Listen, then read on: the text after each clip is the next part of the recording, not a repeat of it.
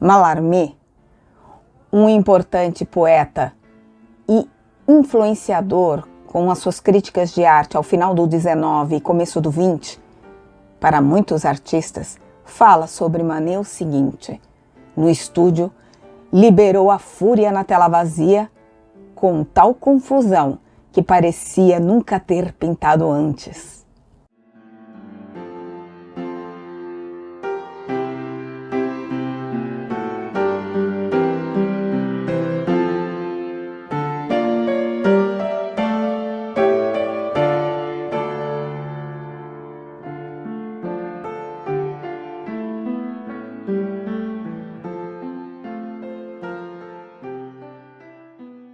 Amantes da arte, voltamos! Vocês gostaram da visita da Capela Sistina? Vocês foram lá? Eu vi pouca gente fazendo a visita comigo. Então, deixa o seu like, toque o sininho, deixa um comentário. Isso impulsiona o canal, ajuda a comunidade aqui e eu posso trazer com o tempo e com mais inscritos, mais material. Eu vou começar a dar cursos, eu vou falar sobre Capela Sistina num curso à parte, que eu vou estar deixando ao longo do mês de julho todos os detalhes, mas preciso que vocês me ajudem, aumentem, façam crescer o canal, compartilhem, toquem o sininho e comentem. O YouTube e eu agradecemos. Vamos, amantes da arte, voltar para impressionismo. E o tal do pai que não queria ser pai, Edouard Manet. Edouard Manet, ele nasceu em 1832 e morreu em 1883, ou seja, ele viveu 51 anos, muito pouco, né, para a vida de um pintor. Mas nesse pouco período que ele viveu, ele desenvolveu muita coisa. Então vamos começar. Hoje eu vou contar uma rápida história. E o primeiro motivo, que eu acho um dos motivos mais importantes do porquê Manet é considerado o pai do impressionismo. Então vamos lá. Ele era filho de um alto funcionário do governo francês e a mãe era uma filha de um diplomata, ou seja, ele tinha uma vida burguesa tranquila, bacana, estava indo tudo bem. E aos 12 anos ele vai estudar no Colégio Roland desenho, ele vai estudar desenho e começa a gostar.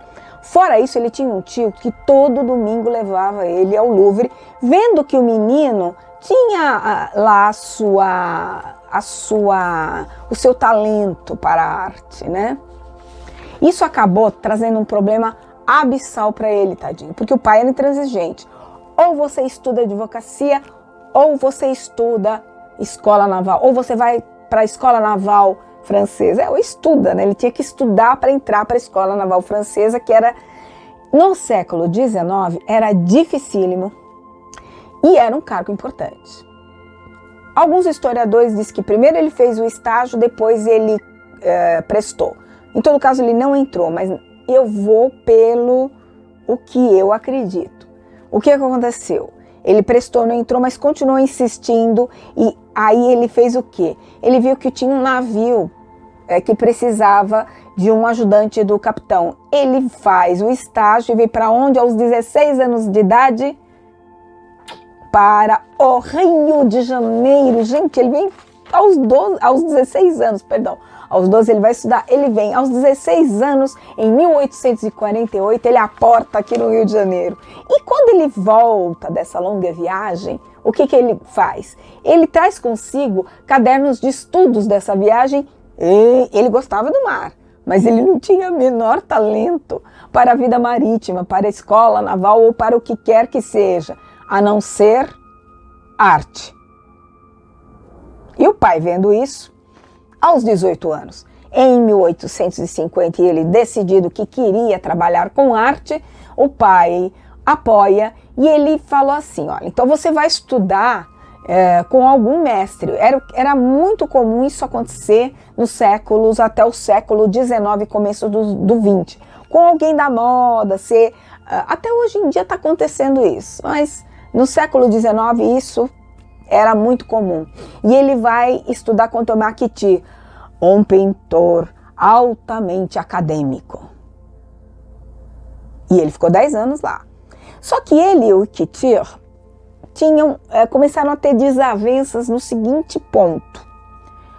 Thomas Kitty disse para Manet o seguinte: Manet, você se recusa a pintar todos os matizes da luz até a sombra.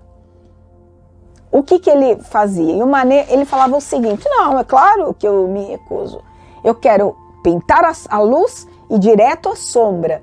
Porque ele achava que muita tinta, muito matiz, o excesso de matiz, ele debilitava o efeito da luz, né? Debilitava o efeito da luz e acentuar, esse excesso de matizes prejudicava a sombra. Então ele gostava de ir para a luz até a sombra, que dava para ver o que estava na sombra. E aqui nós temos o quadro O Balcão. Ele usava o preto puro. Gente, como é que ele pode ser pai do impressionismo se nesse quadro, por exemplo, ele está usando o preto puro, que foi abolido pelos impressionistas? Ah, tá bom. Então tem um porém aí. Ele usava o preto puro, ok, mas também as cores puras. As cores puras. E 10 anos antes de Manet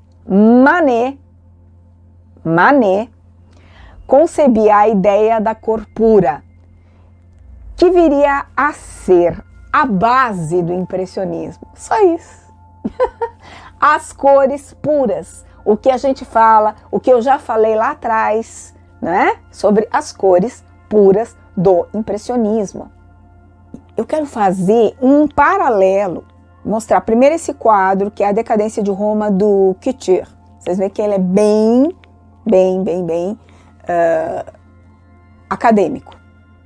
Já esse quadro que está aparecendo, de 1856, que foi o último ano de Manet no estúdio de Couture, vocês podem ver que o quadro Júpiter e Antíope, de 1856, vai me dizer que você não vê cor pura? Ele não consegue. É assim, isso se chama estilo. Ele não consegue de forma alguma fazer o que Couture, o Thomas Couture, queria que ele fizesse. Não desmerecendo Couture, de jeito nenhum, gente. Ele teve a sua importância, ele teve a sua história, e é importante às vezes você estudar o passado para até enriquecer o seu estilo no futuro, tá bom? Continuando. Essa é a importância. Foi aí que, querendo ou não, claro que houveram as viagens, houveram os temas, e houveram 2 quadros que eu vou estar mostrando e analisando no próximo vídeo, que vocês vão entender exatamente porque não deu para ele escapar. Não deu. Ele fez muitas viagens e aí nós vamos falar sobre elas, e vamos falar também da influência de um pintor fundamental para esse artista e para vários outros, chamado Velázquez. E aí é uma coisa para se pensar, uma coisa que você faz muitos anos antes e você deixa para a posteridade. Olha o que acontece. Então, semana que vem, nós vamos estar no próximo vídeo falando sobre a continuação de Manet, que é interessantíssima, análise dos 2 quadros, e talvez seja um pouco mais compridinho o vídeo, tá bom? Essa semana eu só vou avisar, estou preparando o curso sobre Capela Sistina, vai ser fechado eu vou começar a fazer inscritos e o Apoia-se do canal. Então eu quero saber de vocês, e deixem aqui escrito a opinião de vocês sobre esse curso sobre Capela Sistina. Lembra que eu falei que vai deixar muita gente parar para pensar, tá bom? Pintura também é vida. Um beijo, tchau, até semana.